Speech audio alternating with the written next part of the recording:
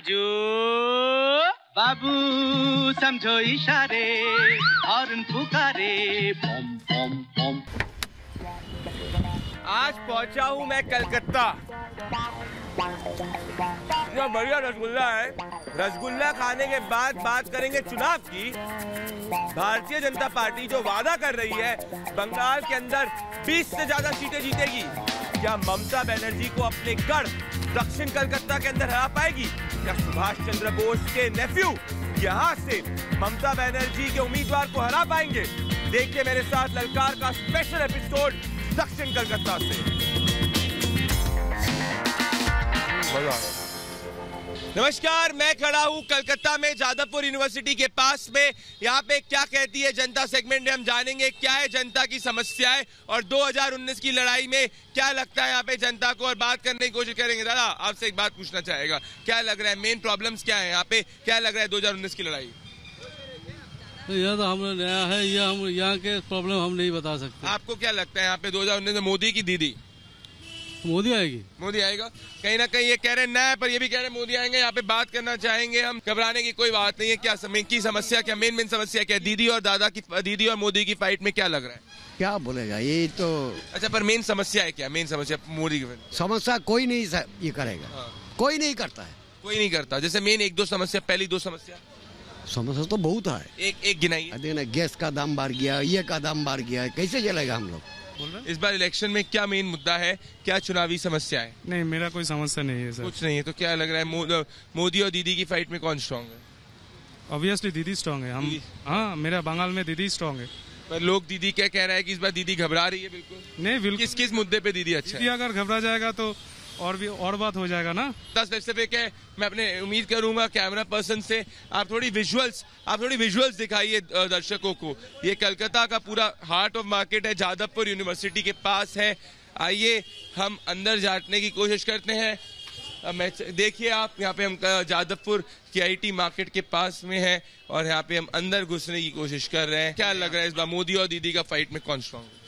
ना मोदी तो all India figure है। अभी दीदी तो पहले वेस्ट बंगाल का चीफ मिनिस्टर था। 5-7 साल से आपके विरोधी जो दल। अब मोदी फाइट दे रहे हैं? हाँ, मोदी फाइट दे रहे हैं दीदी को? I don't think so.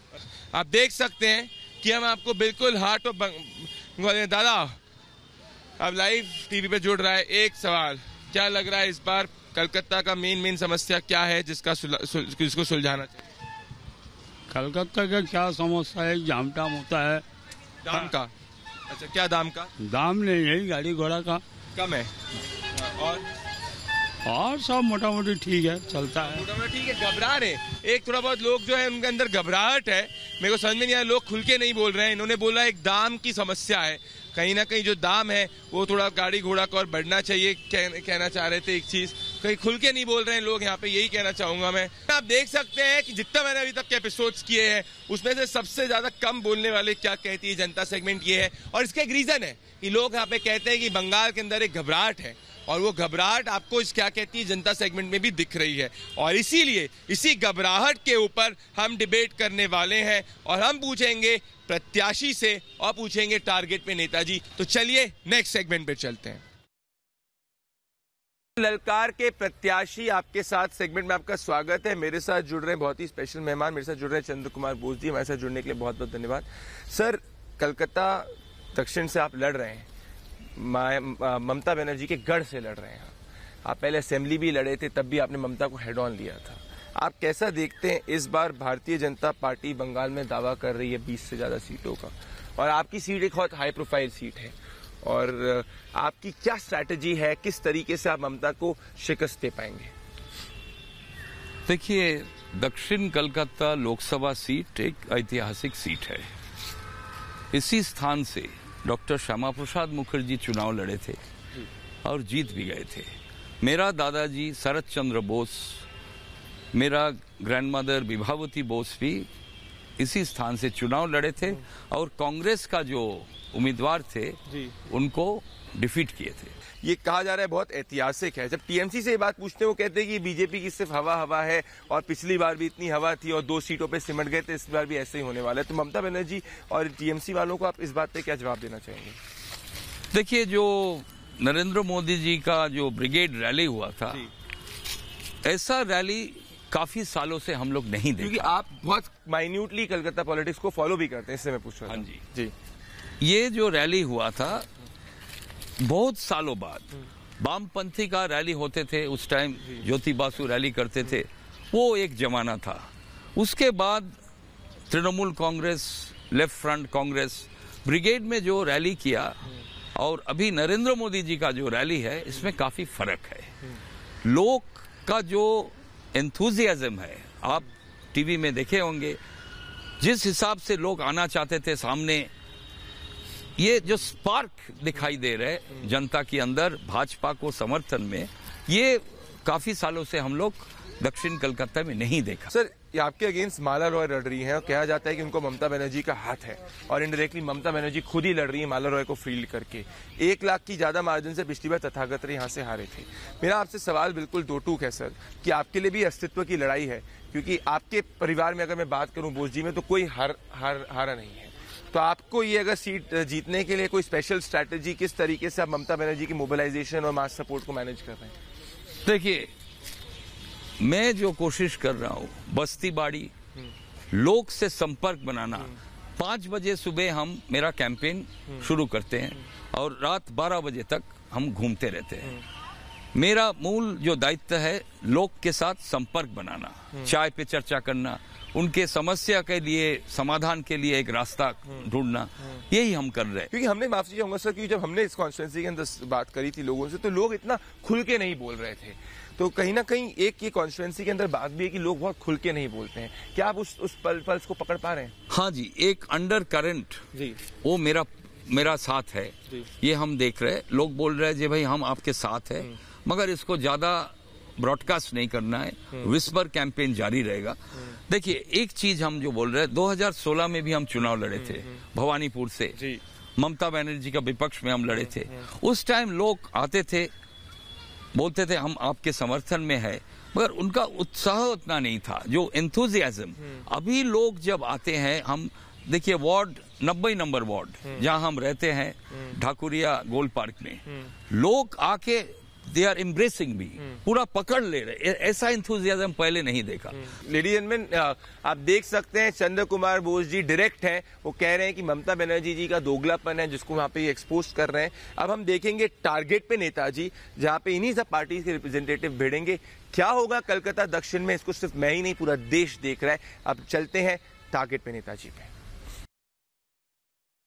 Target में नेताजी सेगमेंट में आपका स्वागत है। अभी आपने देखा जनता के मुद्दे, और अब इन जनता के मुद्दों पे हम पूछेंगे नेताजी से सवाल। कहा जा रहा है 2019 की जो लड़ाई है, असली लड़ाई बंगाल के अंदर है, और मैं खड़ा हूं कलकत्ता दक्षिण के अंदर, जो कहा जाता है ममता बनर्जी का गढ़ है। इस बार भारतीय जनता पार्टी दावा करी कि 20 से ज्यादा सीटें लेके आएंगी। चुनाव से जुड़े हुए हर मुद्दे पे बात करेंगे। अभी प्रधानमंत्री मोदी की कूच बिहार में रैली हुई थी। क्या ममता बनर्जी प्रधानमंत्री नरेंद्र मोदी से घबरा रही है? क्या सीपीआई इस बार बंगाल से सूपड़ा साफ हो रहा है? क्या भारतीय जनता पार्टी के दावे खोखले हैं या सच्चाई है? क्या होगा बंगाल 2019 में, जानेंगे हम। हमारे साथ जुड़ रहे हैं भारतीय जनता पार्टी के सीनियर लीडर प्रभाकर जी, हमारे साथ जुड़ रहे हैं तनुमश जी, सीपीआई की तरफ से हैं, और हमारे साथ टीएमसी सपोर्टर जुड़ रहे हैं अनिर्बन जी। मेरा पहला सवाल आपसे है अनिर्बन जी। अनिर्बन जी, जितना भी आप बुरा माने, जितना भी आप गुस्सा हो जाए, जितना भी दीदी गुस्सा हो जाए, बात यह है कि आज भारतीय जनता पार्टी आपको आपके गढ़ में बंगाल के अंदर चुनौती दे रही है, और दीदी घबरा गई है कि अगर वो बंगाल में हार गई, बंगाल में भारतीय जनता पार्टी 20 सीटें लेके आ गई, तो उनका प्रधानमंत्री बनने का ख्वाब पूरी तरीके से तहस नहस हो जाएगा। जी देखिए, 20 सीटें तो बहुत दूर की बात है, जो 2 सीटें हैं वो भी उनको मिलने वाली नहीं है। 2 सीटें भी नहीं मिलेंगी आपको, क्या कह रहे हैं सर प्रभाकर जी? इन्होंने तो सीधे सीधे कह दिया कि नरेंद्र मोदी का जादू फीका है। नरेंद्र मोदी का जादू फीका नहीं है पश्चिम बंगाल में, और हम ममता बनर्जी से अधिक सीट जीत के दिखाएंगे। ऐसी परिस्थिति बंगाल की है। कैसे जीतेंगे आप? ममता दीदी के तो पूरा का पूरा है, कैसे जीतेंगे? 2 बातें हैं इसमें। एक, ममता के शासन से यहाँ के लोग पीड़ित है, और दूसरे मोदी जी के काम से यहाँ के लोग पीड़ित है। और आपने तो कलकत्ता के पुलिस कमिश्नर को भी एक से कहना था प्रोटेक्ट करने के लिए आपने आंदोलन कर दिया था, ये कह रहे पीड़ित है। सर आप क्या कहना चाहेंगे? जवाब ये कहने बेसिकली गुंडागर्दी चल। जी देखिए, जो अमित शाह जी टारगेट सेट किए हुए 23, जो पार्टी टारगेट सेट करते हैं 23, उनको मिलने वाली कितनी है? हमारी टारगेट है 42, हमको 42 से मिलेगी। और बीजेपी जितना भी एडी चोरी का जोड़ लगा ले, उनको कुछ मिलने वाली नहीं है। फाइट तो सेकंड पोजीशन का ही है। सर बात ये, सर आप पे आने वाला हूं, सवाल सुनिएगा, मेरा बहुत कठिन सवाल है कि जब 2007, 8, 9 की तरफ में जब आप सीपीएम को हराना शुरू किया था, तो आपने बंगाल की ईस्टर्न तरफ से आपने भी 16-17 सीटें पहले जीती थी, वहीं से आपका भी उदय शुरू हुआ था। अगर ये 15 सीटें जीत गए, मतलब टीएमसी के खत्म होने की शुरुआत हो गई बंगाल से। मैं तो आपको बता रहा हूँ 2 सीट जो थे वो भी नहीं मिले, नहीं जीत पाएंगे। श्योर है आप? कुछ नहीं मिला। सर आप क्या कहना चाहेंगे? आपको लग रहा है कि आप पहले मेन अपोजिशन थे, आज सुनिए मैं आपको कहूंगा, बुरा लगेगा आपको, पर लोग यहाँ पे कहते हैं, लोकल जर्नलिस्ट, कि आपकी पार्टी के पास पैसे कम है और आपको पीछे से टीएमसी फंड करी जिससे बीजेपी के वोट काट सके। क्या एक जमाने में सीपीएम ज्योति बासु समय जो गढ़ बंगाल के लिए जाना जाती थी, आज आपको वोट कटुए की तरीके से इस्तेमाल किया जा रहा है? सुनिए, दोनों तरफ से वोट होता है। एक होता है आइडियोलॉजी के तरफ से, there is an ideological battle where left always win over the other parties, there is no doubt of it all over the region. कहाँ है आज आपकी सरकार सर? कहाँ है आपके आइडियोलॉजिकल बैटल? सिर्फ केरला में है, बंगाल से चले गए, पूरे देश में सिर्फ केरला में? नहीं है तो अभी है, मगर कहाँ है? और आइडियोलॉजी आपकी चली 2 दिन बाद कौन बोला है? दुनिया में तो चेंज हो रहा है ना, एवरीथिंग देयर इज। कहाँ जीतेंगे आप? बंगाल में जीतेंगे? बंगाल में इस दफा में हम लोग ऐसा नहीं बोल सकता है कि हम लोग जीतेंगे उससे ज्यादा। घबरा गए आप? अंडर कॉन्फिडेंट है। नहीं सुनिए, मगर आप मीडिया लोग, आप लोग जो काम कर रहा है वो तो पोलराइजेशन कर रहा है, beat a communal polarisation, beat a political. मुझे आप बताइए, आपका मेन आपका जो विरोधी है, मेन आपका विरोधी कौन है? बीजेपी है कि टीएमसी है? हम लोग दोनों के खिलाफ। पहला बोलिए ना। नहीं, दोनों के खिलाफ, दोनों बदमाश है। आप बदमाश है, आप पे भी आ रहा हूं, आपको तो गुंडा कहता है, आप बदमाश है। आप इनकी रैलियां फंड करते हैं, ऐसे लोकल जर्नलिस्ट कहीं यहाँ पे कहते हैं, आप ऐसा कर रहे हैं? नहीं, ऐसा कुछ नहीं है। हम किसी की भी रैली कह रहे हैं ब्रिगेड राउंड में ममता बनर्जी की रैली से ज्यादा भीड़ मोदी की रैली में आई थी। पूरे सोशल मीडिया लेफ्ट की सपोर्ट अभी भी बहुत सारा है। बीजेपी को जनता की सपोर्ट लेफ्ट को है, टीएमसी से बहुत। अभी आप खुश है कि बीजेपी? ऐसा बीजेपी का सपोर्ट जो है वो फेसबुक में दिखेगा, वास्तव में नहीं दिखेगा। वास्तव में सर ये कह रहे हैं कि आपको फेसबुक फेसबुक कह रहे हैं कि आपका सिर्फ फेसबुक के अंदर सपोर्ट है, सोशल मीडिया पे सपोर्ट है, जमीन पे नहीं है। प्रभाकर जी, आप जैसे जमीनी लीडर पे ऐसा एक्यूजेशन? ऐसी बात है कि ममता बनर्जी निर्भर इस चीज पर कर रही है कि किस तरह वोट लूट करके अपनी इज्जत बचाई जाए। त्रिपुरा में रिगिंग जो हुआ, त्रिपुरा में रिगिंग? सर रिगिंग क्या बोल रहे हैं? रिगिंग नहीं हुई। रिगिंग त्रिपुरा में रिगिंग मतलब जब बीजेपी जीते तब रिगिंग? नहीं, 94% वो अपोजिशन को खड़ा नहीं कर दिया, इसलिए रिगिंग हो गया और ये जीतते तो। सुनिए, उधर में बीजेपी, उधर मतलब जब भी आप हारे तब हर जगह रिगिंग? नहीं, उधर तो ऐसा ही किया। ये तो आप चाहते हो जो बैलेट पेपर में आपके जमाने में जो होता था वो चले? नहीं, ये आप सिर्फ रिपब्लिक टीवी का बात है, पूछिए और टीवी का बात, वो लोग और आप अच्छा, आप लोग कोई एजेंडा लेके सपोर्ट करना चाहिए तो करिए, हम तो बात तो जरूर बोलेंगे। इनडायरेक्टली ये कहना चाह रहे हैं कि मोदी हवा नहीं है, ये ऊपर ही ऊपर की बात है और कुछ होने वाला नहीं, सिर्फ 2 सीटें आएंगी। मैं वापस से बोल रहा हूँ, बंगाल से ही आपका 2019 का रास्ता तय होगा। अच्छा बात बोला है, उसका कोई ये नहीं है। आप इनके सपोर्ट कर रहे हैं? पीछे मिलन हो गया? नहीं, मिलन हो गया, गटअप हो रहा है। इसमें आप में और टीएमसी? नहीं, टीएमसी बोलिए ना। पहले आडवाणी जी एथिक्स कमेटी का चेयरमैन था, वो नारदा केलेंकारी का स्कैम का क्या हुआ? ममता बनर्जी को नींद नहीं आ रही है, इसलिए जहां मोदी जा रहे हैं वहां दौड़ के जा। नींद नहीं आ रही इसीलिए दौड़ के जा रही है वो? जवाब दीजिए। अगर इतना नींद नहीं आ रही बनर्जी के खिलाफ उनके अभियोग है तो एफआईआर करे उनके। भैया एफआईआर तो यहाँ पे आप ही करते हैं और सीबीआई को तो आप एंटर ही नहीं करने देते। सीबीआई को तो एंटर ही नहीं करने देते। आडवाणी जी किसके दल के थे? आडवाणी जी कुछ किया? आपको ऐसा लग रहा है आडवाणी जी तो ये लोग आडवाणी जी को लेके आपका अटैक कर रहे हैं? देखिए, इनके पास बीजेपी के नेताओं के सिवा और कोई पूंजी है ही नहीं। ममता बनर्जी खत्म होने जा रही है। पटेल कांग्रेस का लीडर छोड़ के और कोई पूंजी नहीं है, ऐसा ही बात हो रहा है। मुझे एक इनसे कठिन सवाल पूछने दीजिए, एक कठिन सवाल पूछने दीजिए और फिर आपसे बहुत कठिन सवाल और आपसे कठिन। सर बात दरअसल ये है कि अगर कहते हैं वोटिंग परसेंटेज बंगाल में नहीं हुआ, ठीक है सर। पंचायत में आपने जितना भी उन्होंने बॉटम लाइन ये कि पंचायत में जहाँ जहाँ वोटिंग नहीं हुई, आपको सोशल मीडिया पे सिंपैथी मिली, आपको कलकत्ता हाईकोर्ट ने कहा कि भाई बंगाल के अंदर चुनाव इतना कठिन था पंचायत का, कलकत्ता हाईकोर्ट ने इस पर कमेंट भी किया। पर ये सब कमेंटिंग वमेंट छोड़िए, अगर वोटिंग नहीं हुई, वोटर नहीं निकला और जो आप होप कर रहे हैं कि आपकी सीटें नहीं आई, तो बात दरअसल सच्चाई है कि बंगाल में आपकी 10 साल तक पीछे चले गए। आपको पता है कि इस बार क्या कर पाएंगे आप, मोदी जी के अलावा क्या है? ऐसी बात नहीं, हाइपोथेटिकल सोच है ये।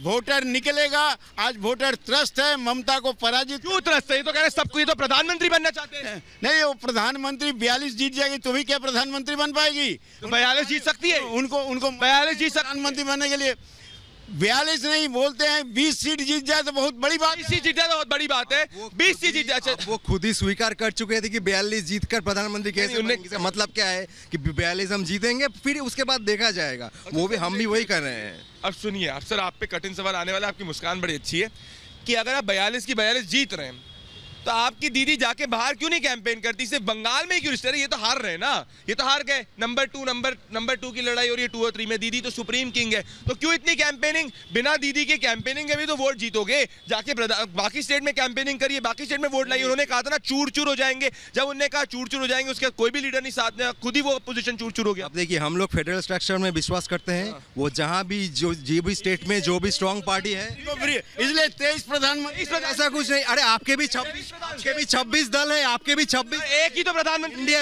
एक होने दीजिए। दल कितने, एनडीए कितने दल का है? आपने कितने क्या महीना दिया? एक को 6 महीना ऐसा सरकार चलाएंगे, ऐसा संगठन का सरकार चलाएंगे। आपने बिहार में कितना सीट छोड़े थे बोलिए? अरे हम 400 सीट लेके आ रहे हैं सेंट्रल में। सर आप पे सवाल है। अनडेमोक्रेटिक बात हो रहा है। अनडेमोक्रेटिक बात, undemocratic couldn't understand what I said. He said जे इस टाइम हम जीतेगा तो 21 साल तक ममता की सरकार नहीं रहेगी। नहीं कब कहा? नहीं ये अभी का है। नहीं, ममता की पार्टी टूट जाएगी। सुनिए कैसे टूटेंगे? जैसे मुकुल राय जैसे नोट लेके जवाब है आपको। मुकुल राय इन्वेस्टिगेशन के साथ सपोर्ट कर रहे हैं, सहयोग कर रहे हैं। हाँ, इन्वेस्टिगेशन का वो तो था, सरदा नरदा में स्कैम में तो उसका नाम था। अभी क्यों उसका वो तो ले लिया? अभी प्रमाणित नहीं हुआ है।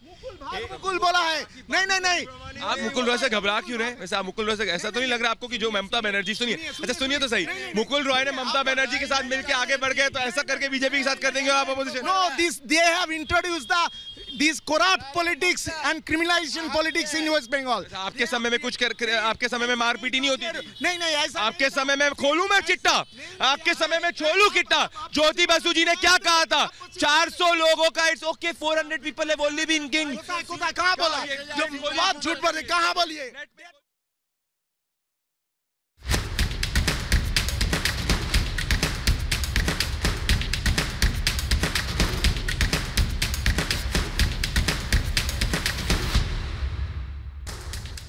अभी आपने देखा टारगेट पे नेताजी क्या सोचता है भारत। कलकत्ता दक्षिण की सीट एक हाई प्रोफाइल सीट है। यहाँ पे बीजेपी की तरफ से चंद्र कुमार बोस लड़ रहे हैं जो सुभाष चंद्र बोस के ग्रैंड नेफ्यू है। यहाँ पे ये सीट जो है ममता बनर्जी के खुद के घर में आती है। यहाँ पे ममता बनर्जी का खुद का घर आता है और यहाँ से टीएमसी से माला रॉय लड़ रही है। यहाँ पे टीएमसी से माला रॉय खुद की छवि इतनी स्ट्रॉन्ग नहीं है, पर ममता बनर्जी के नाम पे यहाँ पे वोट पड़ रहा है। पिछली बार टीएमसी ये सीट सिर्फ 1 लाख की ज्यादा की मार्जिन में जीती थी और बीजेपी की तरफ से तथागत रे ये चुनाव लड़ रहे थे। 15% का वोट शेयर था। मोदी नाम पे यहाँ पे लोग एक्सेप्टेंस है, परंतु अभी भी थोड़ी बहुत टीएमसी की एज है।